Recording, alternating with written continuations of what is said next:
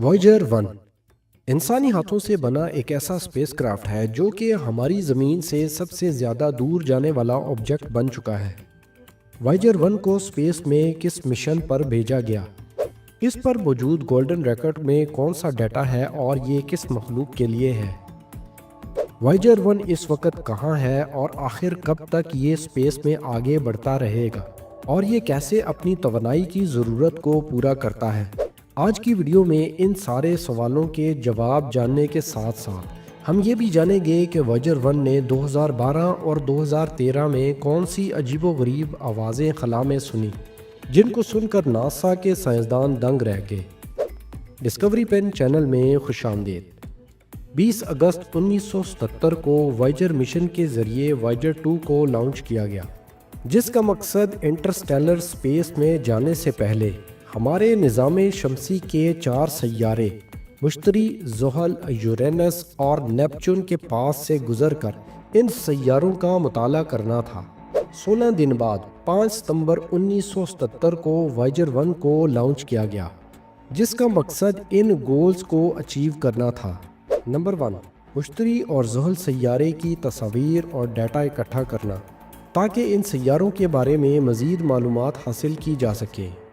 Number 2، ہمارے نظام شمسی سے باہر نکلتے ہوئے آؤٹر سولر سسٹم کی اسٹڈی کرنا۔ نمبر 3، انٹرسٹیلر اسپیس میں داخل ہونا۔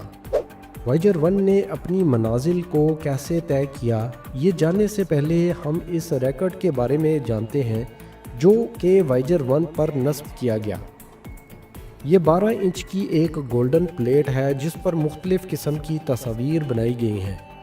55 زبانوں میں گریٹنگز کے ساتھ ساتھ مختلف ساؤنڈز جیسے بادلوں کی گرج، پرندوں اور جانوروں کی آوازوں کے ساتھ ساتھ انسانی ہنسی اور دل کی دھڑکن جیسی آوازیں بھی اس ریکارڈ میں شامل کی گئی۔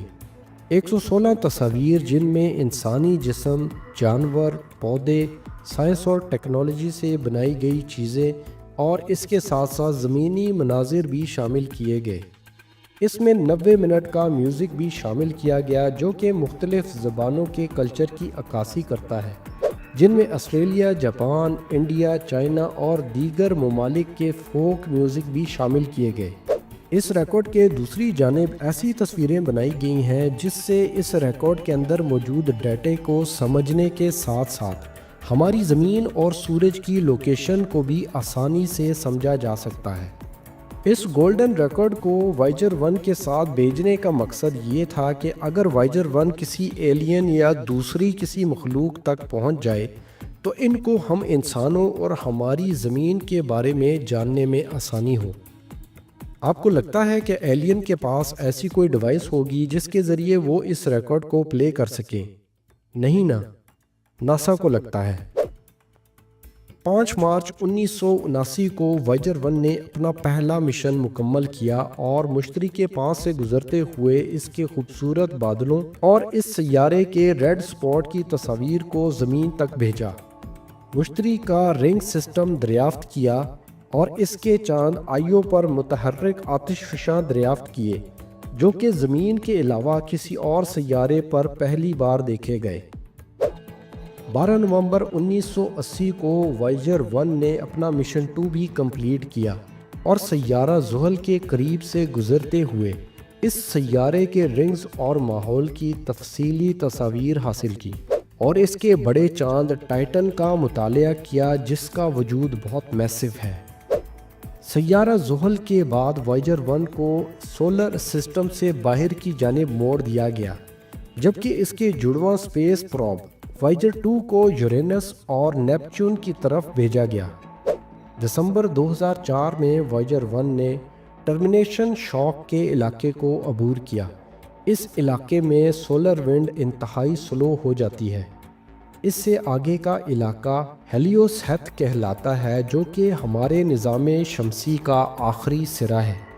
اس جگہ ہمارے سورج کا اثر بالکل ختم ہو جاتا ہے اور یہ ہمارے سولر سسٹم کی باؤنڈری لائن ہے۔ 2012 تک وائجر 1 نے اس علاقے کو عبور کیا اور 25 اگست 2012 میں وائجر 1 ہمارے سولر سسٹم سے نکل کر انٹرسٹیلر اسپیس میں داخل ہوا۔ اور پہلا اسپیس کرافٹ بن گیا جو کہ ہمارے سولر سسٹم سے باہر نکل کر انٹرسٹیلر اسپیس میں داخل ہو چکا ہے اور مزید آگے بڑھتا جا رہا ہے۔ اس وقت وائجر 1 کی سپیڈ 61,000 کلومیٹر پر آور ہے اور یہ ہماری زمین سے 25 بلین کلومیٹر کی دوری پر ہے، جہاں سے زمین تک اسے سگنل بھیجنے میں 22.5 گھنٹے کا ٹائم لگتا ہے۔ 2012 میں انٹرسٹیلر اسپیس میں داخل ہونے کے بعد اسی سال اکتوبر سے نومبر اور پھر اپریل سے مئی 2013 کے عرصے میں وائجر 1 نے خلا میں کچھ عجیب و غریب آوازیں سنی، جن کو ریکارڈ کر کے اس نے زمین پر ناسا کے اینٹیناز کو بھیجا۔ جب ناسا نے اس ساؤنڈ کو ڈیکوڈ کر کے سنا تو وہ حیران رہ گئے، کیونکہ اسپیس میں کوئی بھی ساؤنڈ سنائی نہیں دیتا۔ آواز کو سننے کے لیے ہوا اور ایٹماسفیئر کی ضرورت ہوتی ہے، اور یہ دونوں چیزیں اسپیس میں موجود نہیں ہیں۔ اگر کسی ایسٹروناٹ کے پاس بم بلاسٹ بھی ہو جائے تب بھی اسے وہ دکھائی تو دے گا، لیکن اس دھماکے کی آواز نہیں سنائی دے گی۔ وائجر 1 نے ہماری زمین سے 1400 کروڑ کلومیٹر کی دوری سے اس آواز کو ریکارڈ کیا۔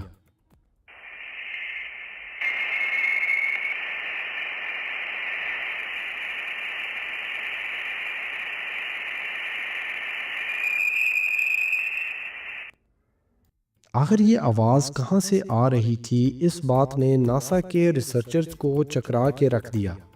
ان میں سے کچھ سائنسدانوں کا کہنا تھا کہ کوئی نہ کوئی طاقت تو انٹرسٹیلر اسپیس میں موجود ہے جس کی وجہ سے یہ آوازیں آ رہی ہے، اور کچھ ریسرچرز کا خیال تھا کہ یہ آواز اسپیس میں موجود پلازما ویوز کے ٹریول کرنے کی وجہ سے آ رہی ہے۔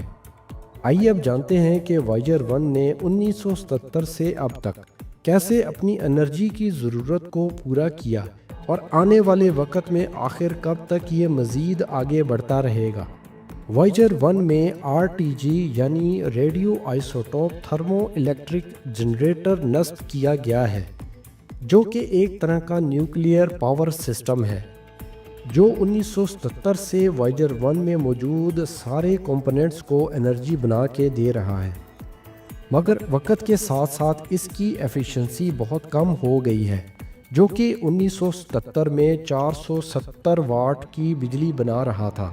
سن 2000 میں اس کی پروڈکشن 315 واٹس پر آ گئی، 2015 میں 250 واٹ، اور آج کے دن یعنی 2025 میں صرف 210 واٹس کی بجلی ہی بنا رہا ہے، اور 2030 تک اس کی انرجی پروڈکشن صرف 190 واٹس رہ جائے گی، یعنی ہر سال 4 واٹس کی کمی ہو رہی ہے۔ اسی وجہ سے ناسا نے وقت کے ساتھ ساتھ وائجر 1 کی غیر ضروری آلات کو پاور سیو کرنے کی غرض سے ٹرن آف کر دیا ہے، اور اس وقت چند ضروری سائنٹیفک انسٹرومنٹس ہی وائجر 1 پر ایکٹیو ہے۔ 2023 میں ناسا نے وائجر 1 کے بیک اپ سسٹم کو ایکٹیو کر دیا ہے تاکہ مزید انرجی کو سیو کیا جا سکے۔ 2025 سے 2030 تک مزید انسٹرومنٹس کو بند کر دیا جائے گا، اور وائجر 1 2030 تک ہی زمین پر پیغامات بھیج سکے گا۔ اس کے بعد اس کی انرجی ختم ہونے کی وجہ سے وائجر 1 شٹ ڈاؤن ہو جائے گا، مگر خلا میں آگے بڑھتا رہے گا، مگر زمین سے اس کا رابطہ کٹ جائے گا۔